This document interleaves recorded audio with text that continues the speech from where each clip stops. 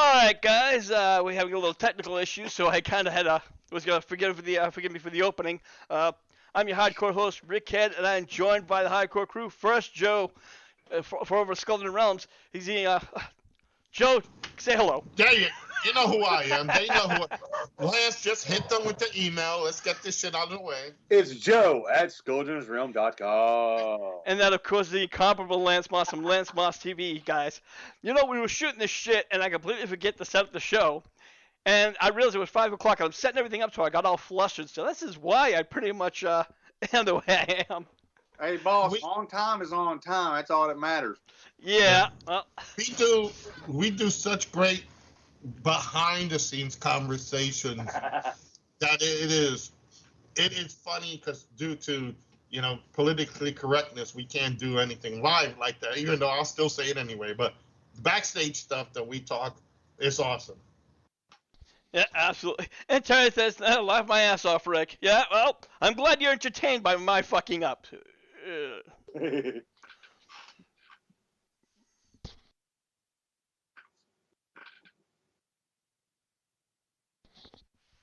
Oh, fuck. Think about it. Yep.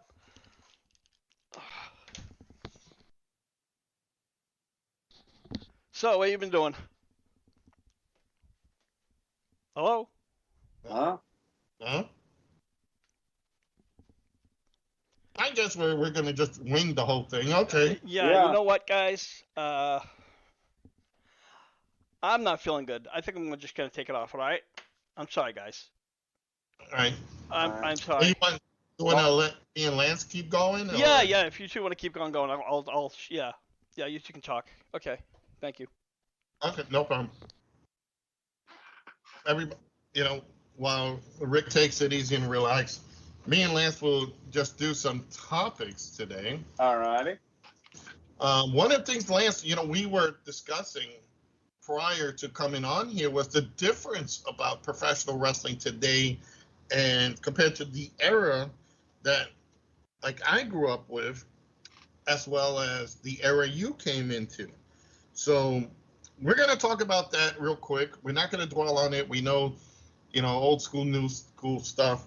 But let's talk a little bit. I had a conversation with a former wrestler, and he cannot stand watching the current product today, meaning WWE and AEW. So we're going to go through that. We're going to talk a little bit about that. I'm going to welcome Terry 3Gs over at our YouTube channel. Make sure you guys can check us out. Just do Hardcore Wrestling Rants on YouTube. And check us out.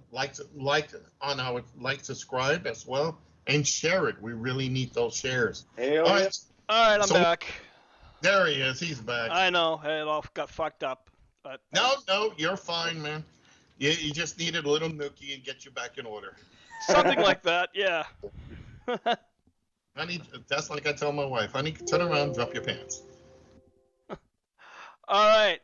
Let's start. I'm sure Soraya and a couple of the Bellas know how that is. Oh, I'm sure more than one. That's like second nature. Rick, we were just talking about it now, and you could throw in your input, and then you could take over. Yeah, sure, no problem, absolutely. We were talking about the wrestling again. We were talking about the wrestling of yesterday, today, and one of the biggest complaints I get from either talent, former talent, and other podcasters, and just general people is how. Go ahead, Joe. Okay, that wasn't me. He just dropped off. Okay, can you hear me now? There you go. Yeah. All right. Okay, so again, I was talking to a couple of friends of mine who were former wrestlers and other podcasters and just general people, and they look at wrestling like today as no one has promo skills, very few have promo skills. The wrestling part of it is watching an individual kick out of 50 million moves and then do these super, flip over the tops and do car crashes. So my question for you guys, like I know I am old school. I am from the era of the 80s where we had the NWA, the AWA, and WWF, where you had the great talkers. Even in the Attitude Era, you had The Undertaker, The Rock, Stone Cold, Triple H. You had the great talkers. A lot of people today tell me that wrestling today, you hear, ooh, wow, that's the great Roman Reigns promo, and everything is delegated to Paul Heyman. And over in the other brand, you have Seth Rollins, who laughs about everything. Like, oh, we're going to kick your wife's ass. We're going to pile drive your kids. And that's what he does. And in AEW, the land of the spot monkeys, they have no promo skills. And they literally just kick out of head. You can put a gun to the head and shoot them in the head, and they will kick out at 2. So you guys already know my feelings on it. I just want to know what you guys thought of it. Well, we talked about this again before the show, and in today's world, unfortunately, that's just modern wrestling. It's not like again, I grew up watching wrestling in the 80s, such as you did. And yeah, once somebody got their one finishing move, that was it. Unless of course it's a pay-per-view, they might have had to get a little bit pushed a little bit more. But I think honestly, they're just trying to put on a good show. And unfortunately, sometimes, a lot, even today's wrestling, they need a little bit more than that. We talked about how my girlfriend Jen compared wrestling today to country music. To country music. Thank you. I can't get the words out of my mouth today. And how pretty much years ago you could say whatever you want, and where today you had to be more political about what you say. Same thing goes for wrestling. You kind of have to, as far as there's health issues, so you have wrestlers a little bit more, taken back by that. You can't also, give everybody the mic because not everybody has a manager. So yeah, it's just a lot of people need a manager. This is true. But as far as the AEW goes, I've never had a problem with this show. But WWE, you could tell how it goes up. It's going to start off with a promo that's going to take 18 minutes. Then it's going to go to commercial. If you look back to a commercial, you're lucky if a match starts. And it just goes on, and it's more promos than wrestling. And that's just a shame. All right, let's get things going on. Bryan Danielson announced that on Collision, this will be his last year as a wrestler. Bryan made a promise to his 6-year-old daughter that when he turns 7, he will retire from the ring. However, Bryan is also working in the back with production. It's believed that once Bryan is done with the wrestling, he'll plan to be on a full-time producer. Now, Joe, I understand that kids want daddy home all the time. And a 6-year-old doesn't really, pay the bills or understand how the world works. So what's your thoughts on that comment? Well, you know what? Here's my take on it. Daniel Bryan has been beaten up. He's been hurt. He's, for God's sakes, the man had a broken neck at one time. Sometimes, as bad as it sounds, your kids can pretty much be your main decision maker when it comes to certain things. And in the world of wrestling, no kid wants to see their dad crippled. Yeah. No kid wants to see their dad or mom injured to a point that they that literally he's taking the abuse, he's taking the poundings from wrestling. He needs sometimes a break. Now him retiring this year, the end of the year, it shows that he's thinking about the situation. He knows also that he's been in the business for a long time and can work that producer role, that mentorship role, that booking role, creative role in the back. So while his in-ring career is over at that time when he decides to actually do it, he's not going to suffer much because he still has the whole backstage stuff he can do. Many wrestlers do it. We've seen Bobby Roode do it. We've seen not only several Nigel McGuinness, certain other individuals have done the same thing. I wish Ric Flair would have thought of that years ago, and he wouldn't be the way he is broken down now. Well, I think unfortunately him and Hogan have that they're more desire for the light spot, the spotlight. Yeah. They just feel like they have to need it. So, even though if that could have been a thing back then, I'm not sure how many wrestlers decided to go back to producing after they retire, or we know a lot of wrestlers become managers back then, but I don't know any wrestlers who became managers. Producers back then. So that might not have been a thing. No, it actually was. They had I'll give you a rundown real quick. I'll make it quick so Lance can get in. You had the Blackjacks, Mulligan and Lanza. You had Gorilla Monsoon. You've had even Bobby Heenan at times have done producing for matches. You've had my mentor, Eddie Gilbert, has done it. You've had Dusty Rhodes has done it. So there has been a good steady stream, even at that period, that have gone. Wrestlers have left the front, try to say in-ring activity to go to back. Sergeant Slaughter is another one. Triple H is a good example. But I'm talking again within a previous era, which. Yeah. But okay, it has been done. I wasn't sure again. It has been done. Yes. Okay. Lance, over to you. Your thoughts. Well, one, like Daniel Bryan has put, or Bryan Danielson, I'm sorry, has put a lot of miles on his body.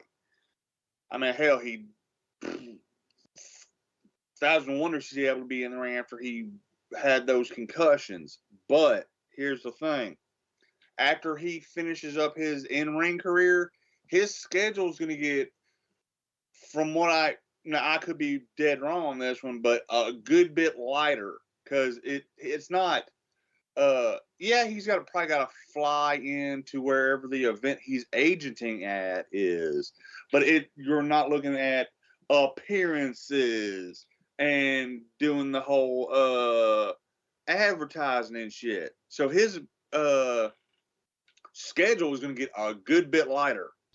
Yeah, word is he's going to be the one taking care of Collision. Yeah. But again, that's not confirmed. So, but you know what? Either way, I think it's going to be great to have Daniel Bryan in the back, especially with his intellect, and a lot of people have his respect. Hell yeah. So I think there may be a lot less drama. And hold on, Terry 3G just real quick said, as I said, I almost watched all Raw last Monday, and I still wasn't impressed to watch WWE stuff. Yep. Join the club. Yeah. Moving on.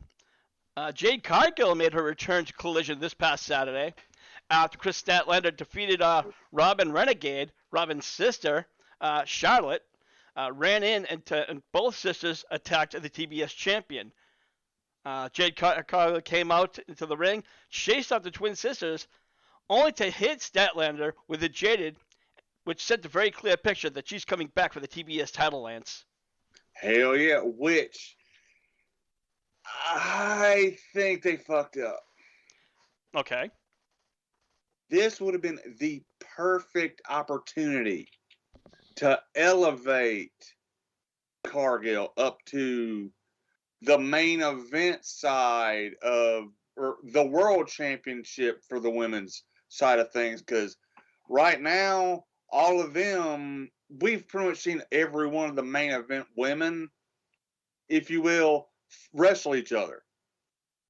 So why not add a little bit of new blood to that instead of and give Jade something she deserves, and which is an opportunity.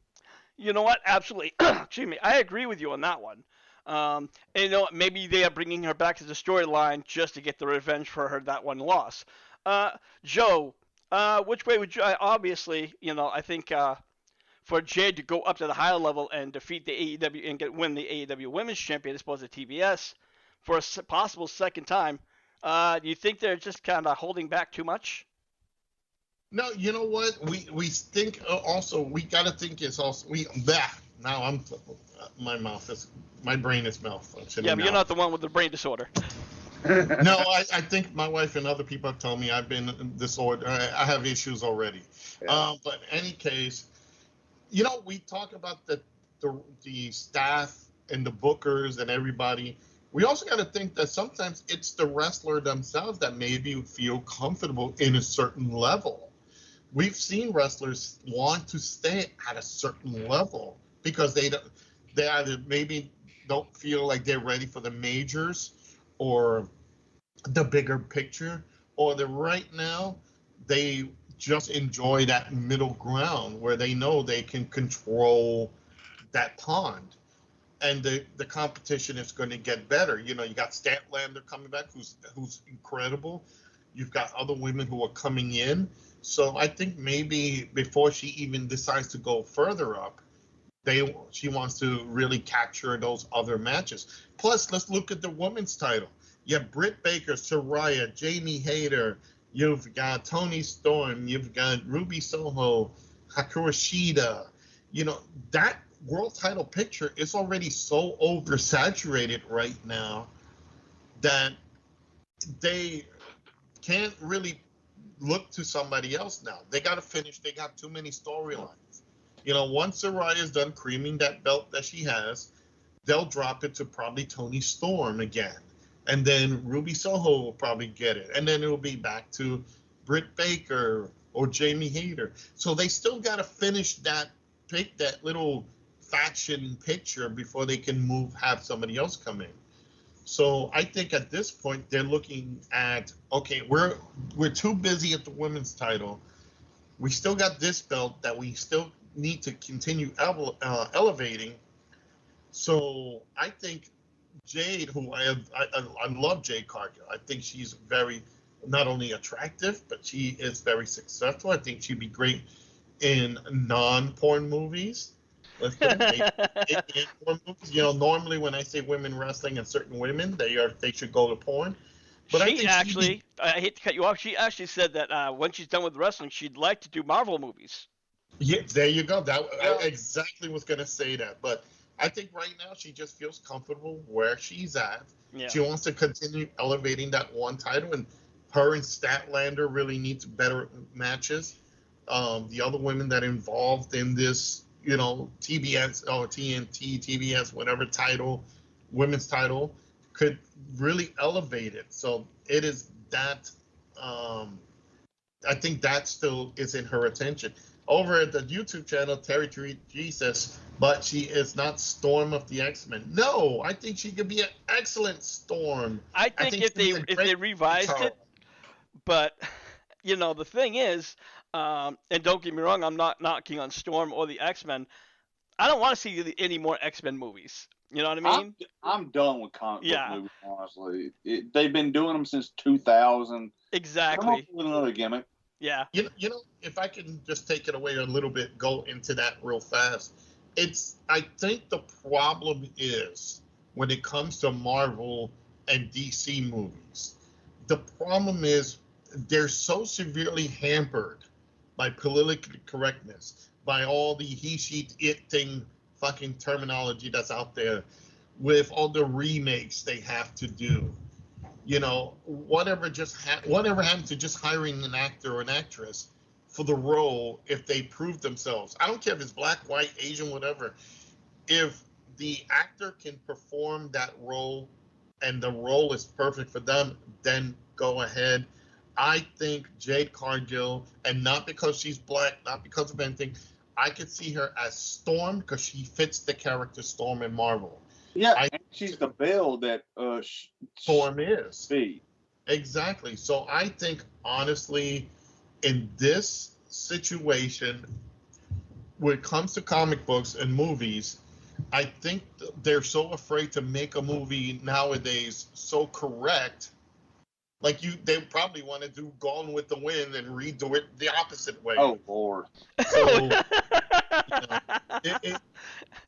it's like, let's read Roots backwards so it has a happy ending. Yeah. feel Cornette said that. Hold up.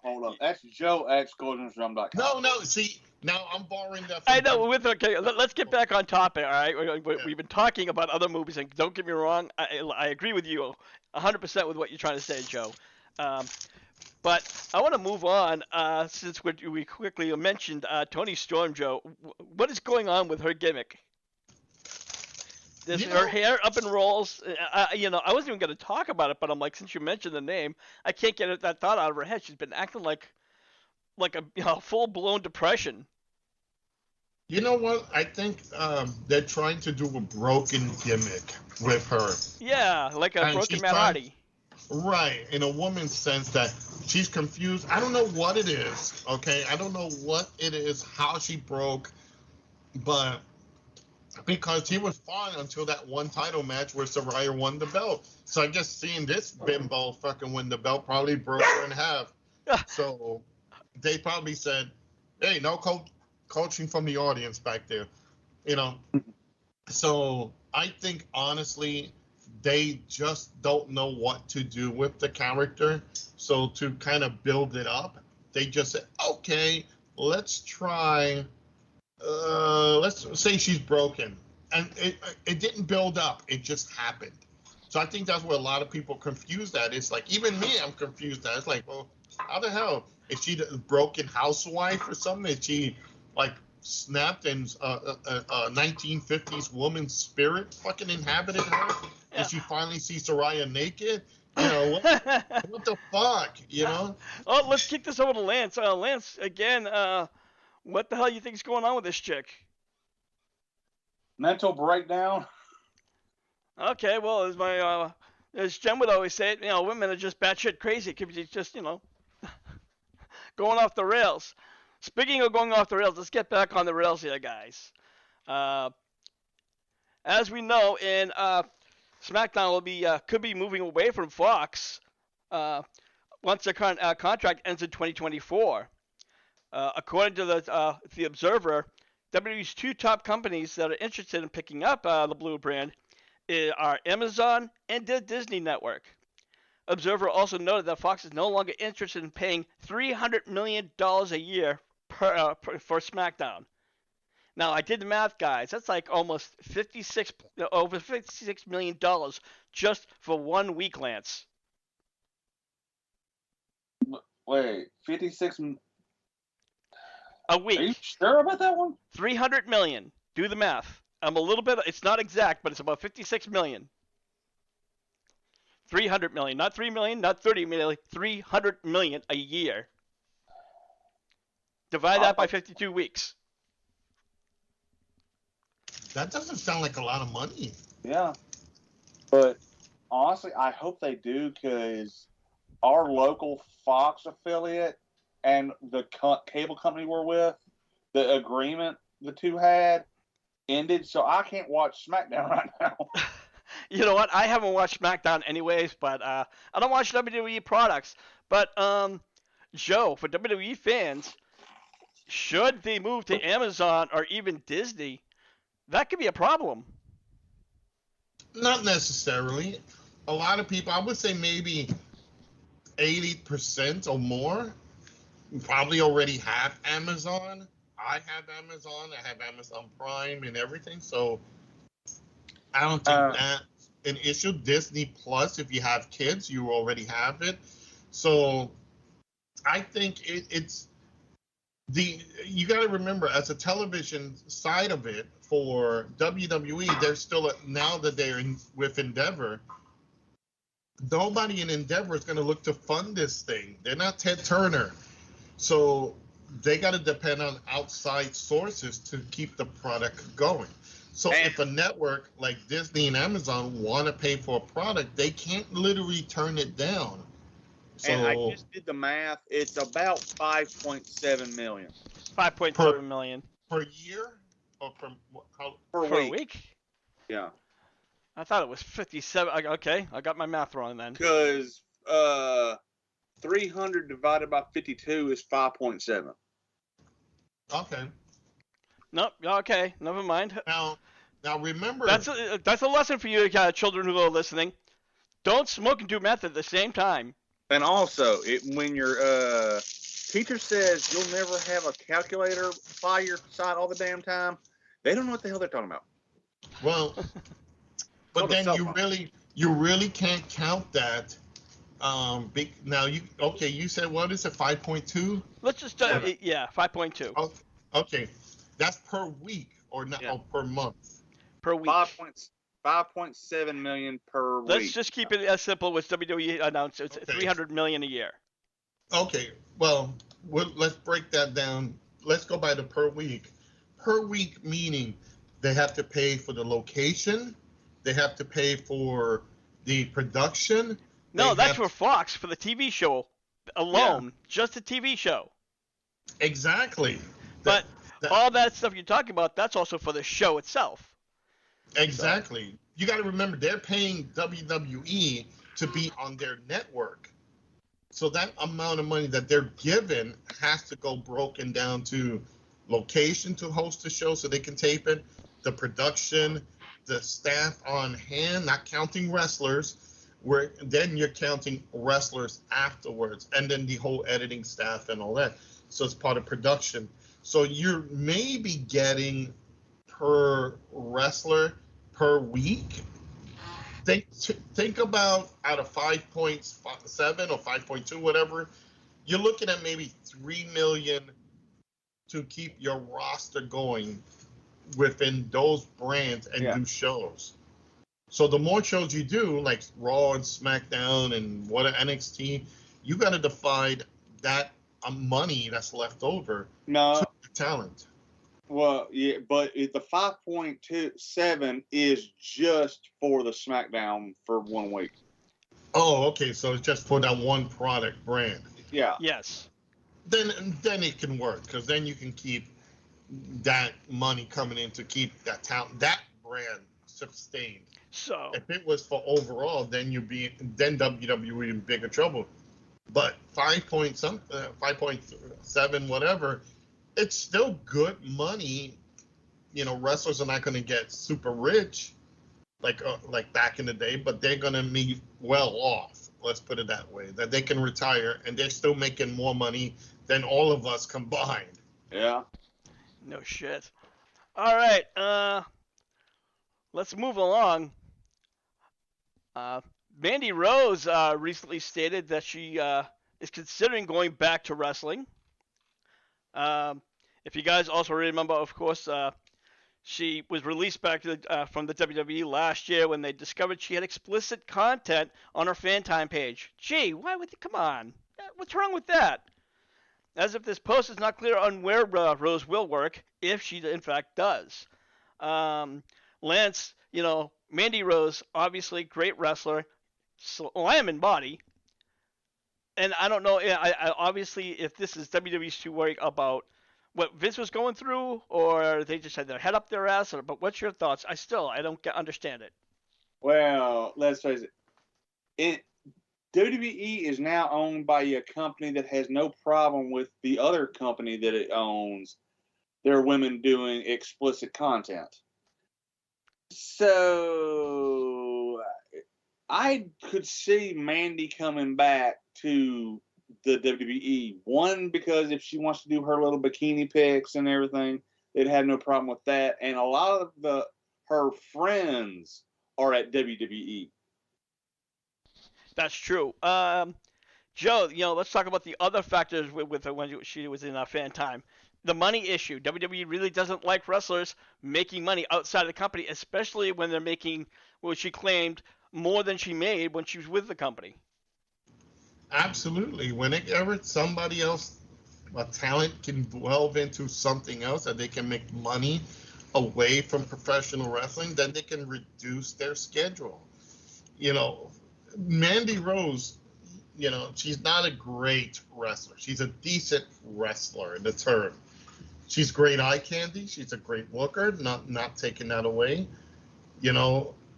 If she makes more money on fan time than anything else, yeah, you want to capitalize on that the here and now, because tomorrow that might not be the same thing. And once people start seeing you way too much, then that luster just goes, oh, she's just another girl that we've seen. Yeah, okay, let's move on to the next woman of the month, or babe of the month.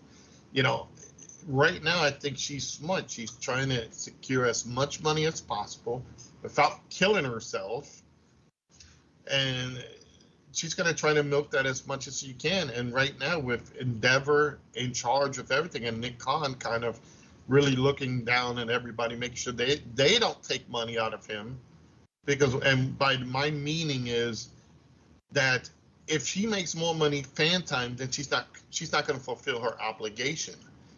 So she could just say, I want to reduce schedule. What are you going to do? Force her to compete in wrestling? Well, no, she could say. Don't do it that way. They have contracts, you know. But there's nothing. Then she'd be in breach. She'd be in breach of contract, and that can get her in some legal shit. Yeah. Well, also Terry 3G chimed in on the subject. He said, "Let's face it, WWE doesn't like it when their workers make more money than they are willing to pay them. And you know what?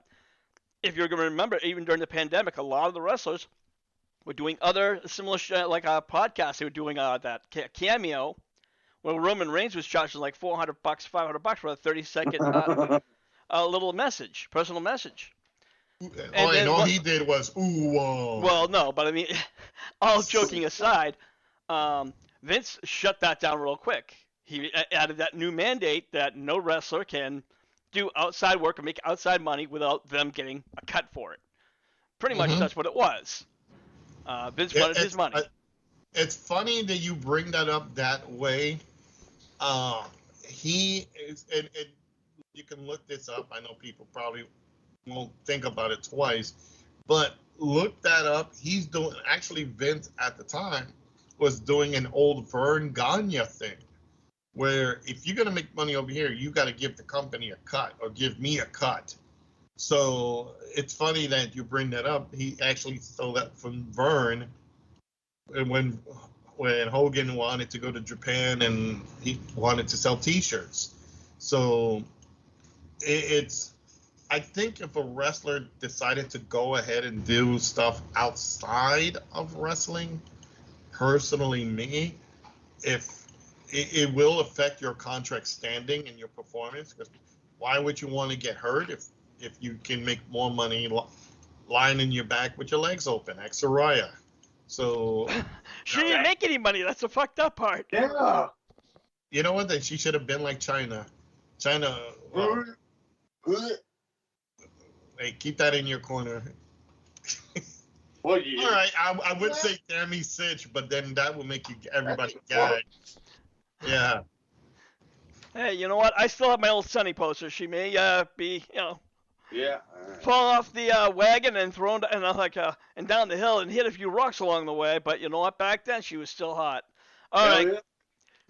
let's get on to our next subject. Okay, a little technical issues there. Okay, that's all right.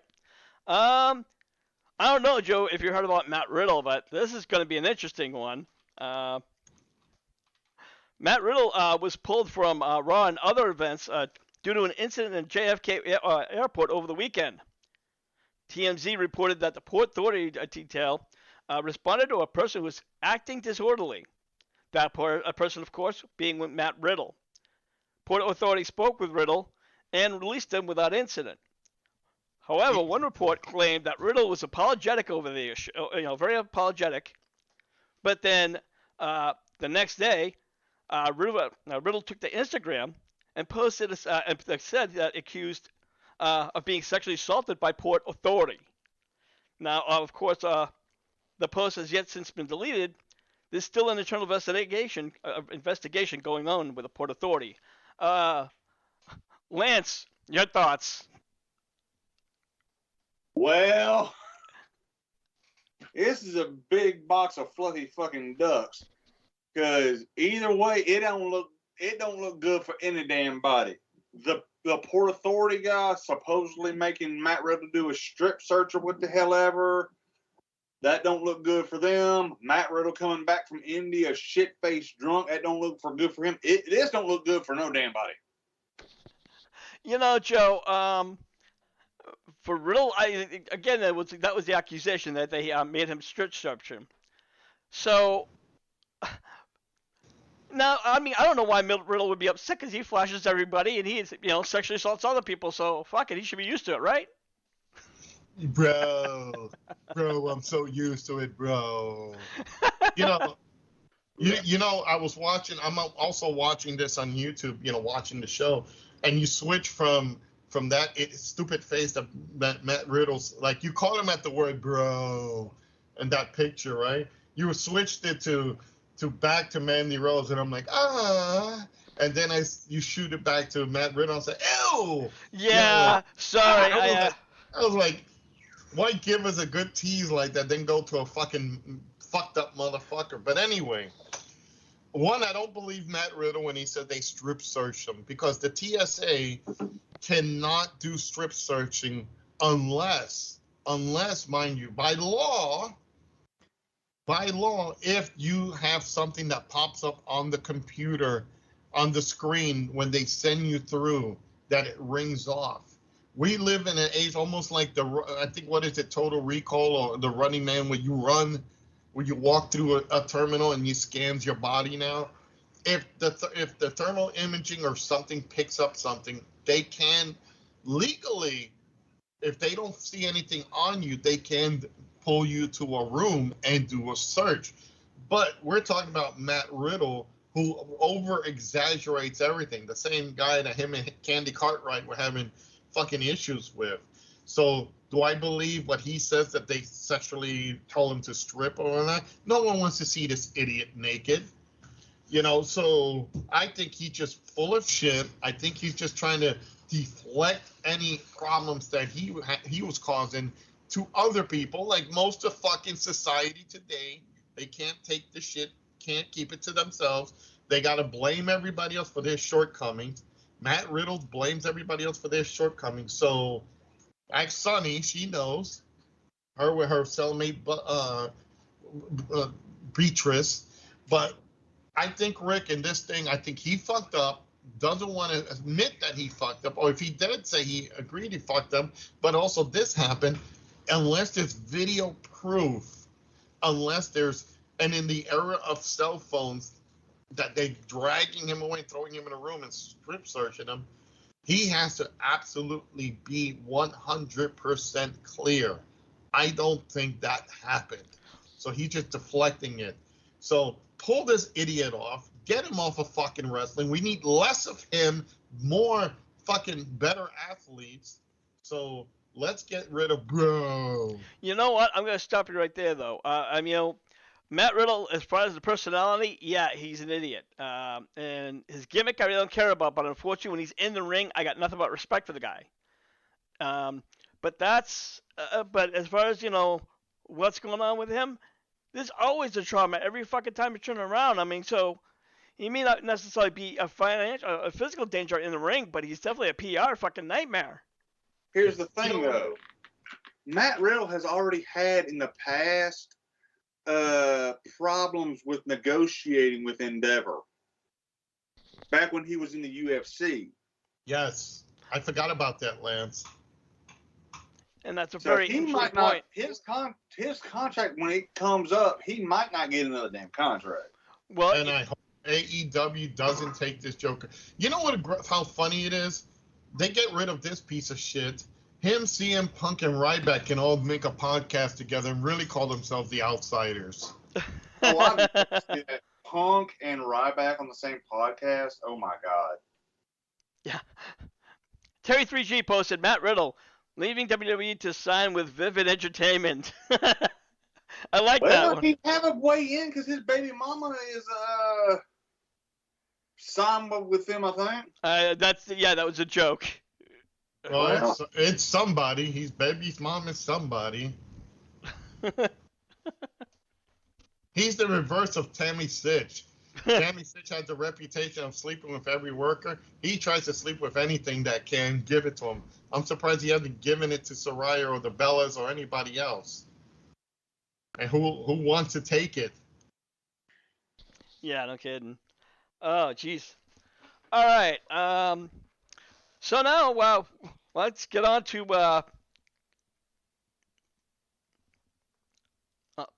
the Endeavor. We've been talking about Endeavor.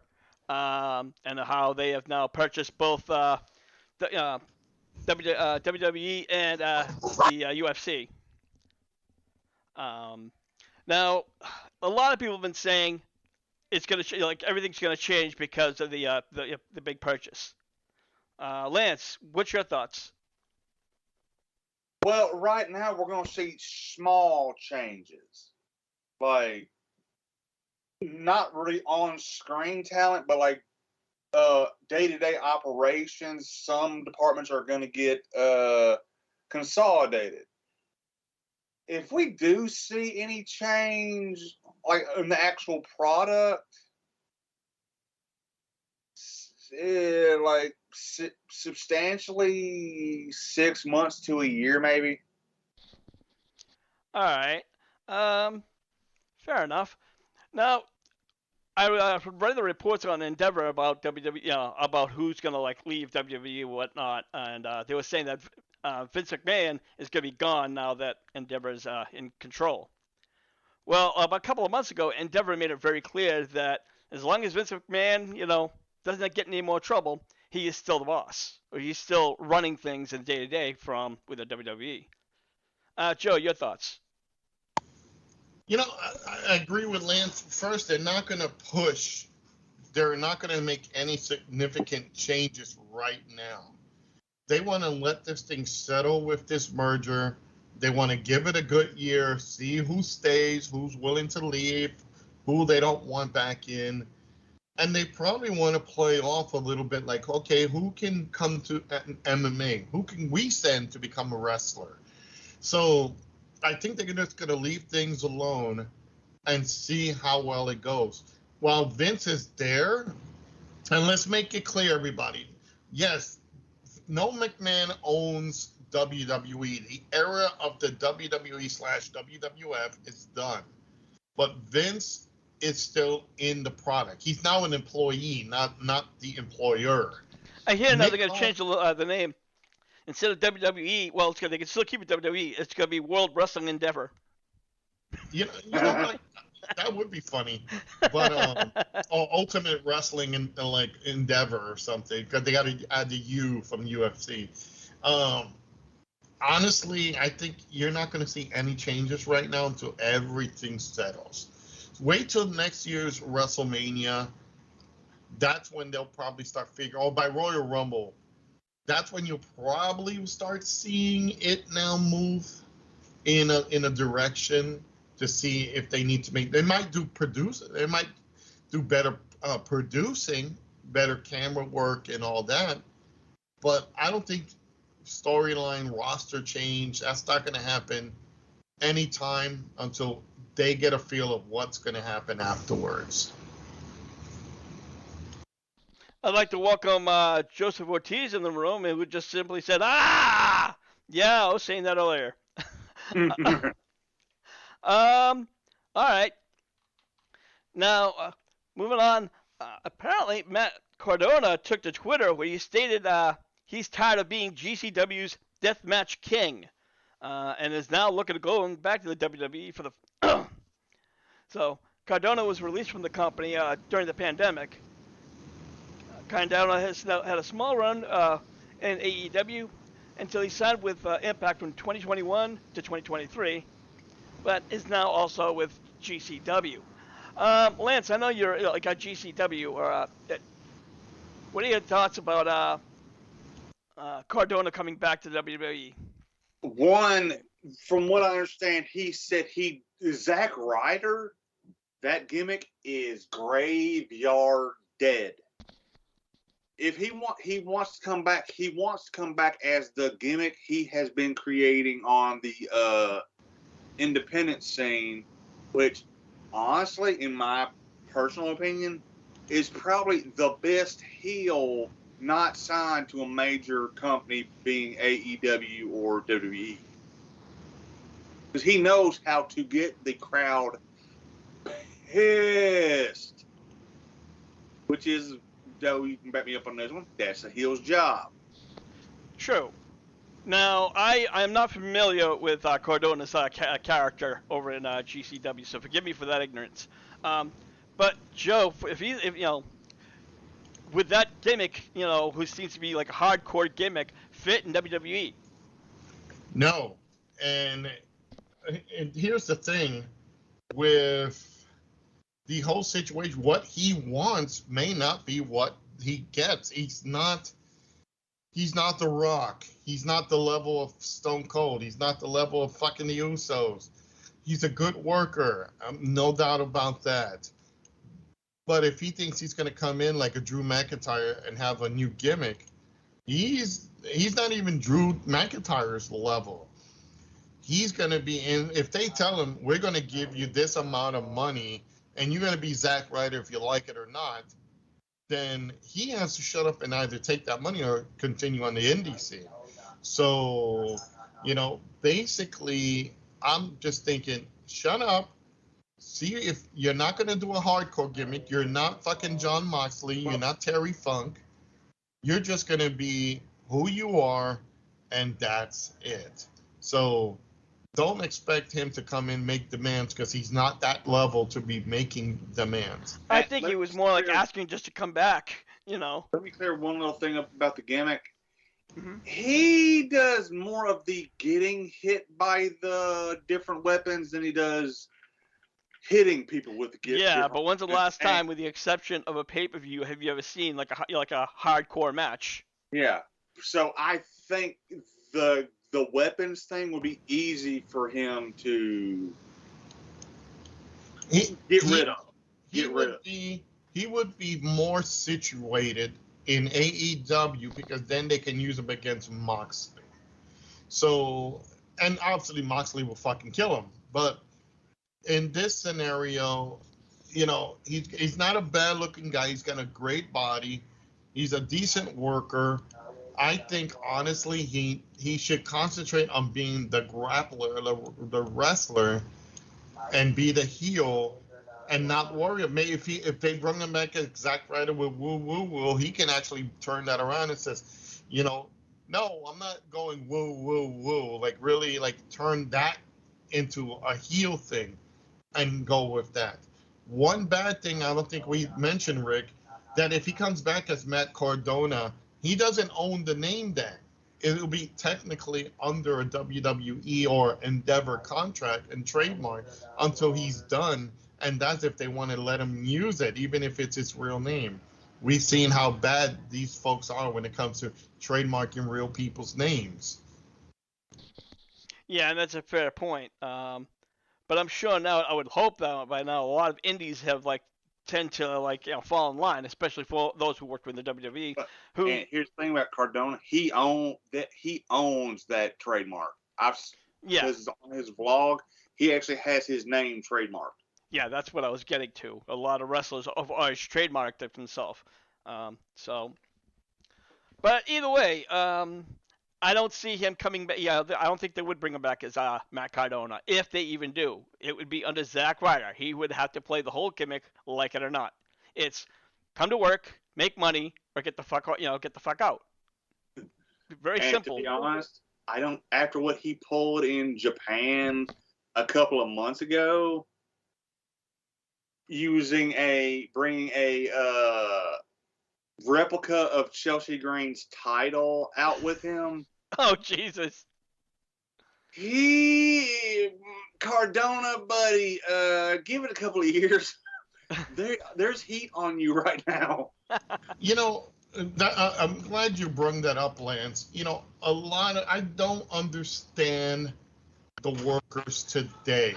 Why don't they do that? So it just shocks me. All right. Let's move along. Bad Bunny recently spoke with Vanity regarding what he would like to do next in the WWE. Bunny made it clear that he has plans to face and defeat the Roman Reigns for the WWE Universal title. And I could not stop laughing. I'm like, I see two things. Either one, WWE's going to laugh them out of the room, or they're going to say, you know what? Yeah, you can face Roman Reigns, but you're not taking the title. Joe, help me out here. Well, brain dead fucking Bunny is another guy who needs to be shot. He's a low-level rapper who only reason he makes anything is because he got involved in wrestling. There's nothing special. I give it to him. The man wants to wrestle. He actually wrestles once a fucking blue moon. He trains hard, but anybody could be a wrestler these days. If Julia Child, Margaret Thatcher, or anybody else can come in and become a Simon Crowell who wants to be a wrestler, they can be a fucking wrestler today, and WWE will let them do it. No, Brain Dead Bunny fucking doesn't need to be back in wrestling. He needs to be under a truck, being run over several times. Then he can rap all the songs while he's being wrapped up in the fucking wheels. He's a piece of shit, in my opinion. He can practice a Canadian destroyer. He can do whatever the fuck he wants. You're not impressed. You don't impress me. I don't care for you. And you think you're just going to walk in and get a title off an established guy, as much as I don't like Roman Reigns, because all he does is a Superman punch and a woo-wah. You know, you're not going to beat him and be a part-time wrestler. So he's just doing it for attention because he probably has no one listening to him. Oh, shit, nobody's listening to me with my bad fucking music. Let me make up something. Yes, I'm going to beat Roman Reigns. That's the only good thing I can say. I've been in wrestling, so I can do this. There you go. That's all that Brain Dead Bunny is worth doing. He's just finding attention to himself. So fuck him, fuck Bad Bunny, and any other celebrity that just thinks they can walk into professional wrestling and try to win a belt. All right, well, Joe, don't hold back. We want to know how you really feel. Oh, okay, fine. You know. But right after these short messages, Lance. Okay, again, we all know that WWE loves Bad Bunny for one reason or another, and for some reason they have to bring him back. And I even said it before. Do you really think they're gonna even have this match? Would WWE book this match? Probably. And I do have a see how the perfect way to do this. All right. Yeah, if he wants to beat Roman, okay. But here's the thing: he has to drop it to Hornswoggle. And then Hornswoggle, since has been in the business for a long damn time, drop it and get back on somebody who should have the title, and then hey, Hornswoggle will have a world championship for about a cup of coffee. Yeah, we'll just bring back. Go ahead, Joe. Here's the thing: what you do with Brain Dead Bunny, since he's mostly known in Puerto Rico, you fucking have him go out to a match with Roman Reigns. The Bloodline beats him up backstage. The Bloodline beats him up while he's going to the ring. The Bloodline beats him up in the ring and let Roman Reigns put his boot on fucking the idiot's chest. That's how I would book it. And then fucking take him, tie him up in a burrito, say he's Mexican, and shoot him over the fucking border, because nobody needs this fucking idiot. All right. I'm going to try to go on to one last topic before we take off. And, again, this is going to be CM Punk obviously now gone from AEW. There's a whole bunch of shit behind that. But now the big question was, is he going to be going back to WWE? And it's like, I don't see that happening at all. He has so many problems in the WWE. He also just, when he left on such bad terms. I don't know about your thoughts, Joe. Oh no, he not only did he burn the bridge, he obliterated it. And the talent there don't want him in the building. So when the WWE roster, who pretty much puts up with anything, will say that they don't want him in the locker room because he is toxic, that kind of shows you that they don't want him. You know, and here's an opportunity for a guy who also's been in UFC, and he's fucked the UFC over. So you think Wait, really? How did he fuck him over? I knew that he had 2 matches that he lost, but I didn't hear anything about him fucking over. What do you mean? No. Oh, that's it. He didn't even perform well in there. They trained him, and then he just. Oh, okay. The way you. Okay, but I don't think it was anything. No, nothing like that. It was basically he went in there, And he, all the hype that they pushed him on, all the training he said he was doing, and he lost twice. Two guys who could be Glass Joe. Well, So in all fairness, the second guy could have been Glass Joe, but the first kid, that was literally his debut match. Yeah. So he was only 18 years old, so he was still a little whippy behind the ears, but he still took him out in, like, I think it was the first round, the second round? Oh, yeah. He got the first minute and a half. Oh, the first minute and a half, okay. Yeah. And that's a kind of an embarrassment for a guy who's so hyped. I want it was a minute 25 if I'm not. I think it was a minute. It was like the equivalent of a Mike Tyson fight. Yeah. The announcements were longer. He even he got in there and he bathed in the cult of personality theme. Yeah. And everybody was like hyped on it. And then all of a sudden it's over. Like, wait a minute, are we seeing MMA or are we seeing a Mike Tyson fight from the fucking 90s? All right. No, nobody wants to see this guy in a locker room. I bet what's going to happen to him, he's just going to stay out of wrestling once again and maybe do sporadic appearances. Maybe if what is his name? Corbin? Billy Corgan, thank you. It's such a mark for his business that he hires him for a cup of coffee. So just for Punk to just say, I was in the NWA. So I would not be surprised they try to do that, Rick. All right. Lance, over to you. Again, Punk going back to the WWE. I don't see that happening. Well, I've also seen a little thing where Nick Khan says the office has nothing but respect for Punk. That's a PR statement. Well, and here's the thing, especially from what I understand about the business, those contracts say the booker tells the talent what to do, not the talent what to do, as long as the talent doesn't have a problem with it. So, to me, it don't really make a damn bit of difference what wrestlers like him and don't. If they want to get paid, they'll do business if they bring him in. You know what? I'm going to disagree with you on that. If you're bringing someone in that is toxic for your locker room, and Tony Khan had to learn this the hard way, what would you have? A worker that's going to come in and be disruptive, it's going to throw your locker room in chaos, or do you want to keep your current roster that are already signed contracts happy, because they could all feign injuries and not show up, and it's part of that contract. Or hear me out on this one. They could all, if he does get a little out of line, put him in a, quote, tune-up match against Brock and have him rough him up a little bit.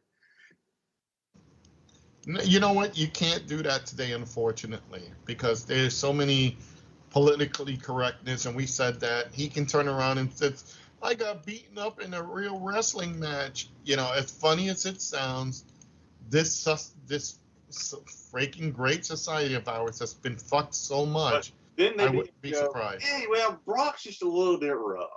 Yeah, I don't know how Brock is today. If he's learned anything, like he's gonna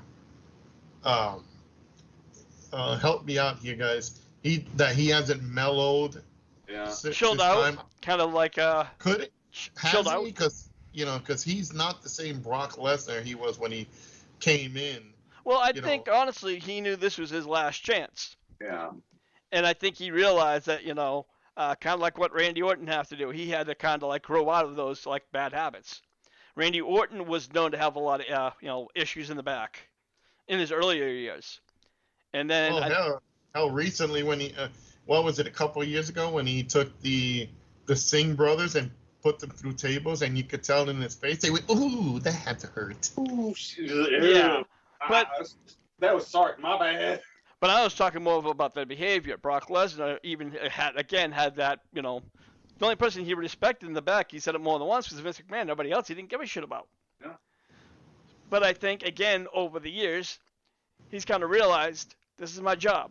Now I could go back home with my ugly wife and kids and live on whatever royalties I have, or I can come back and make a few more $1 million over the years, and only work a couple of, the times a month rather.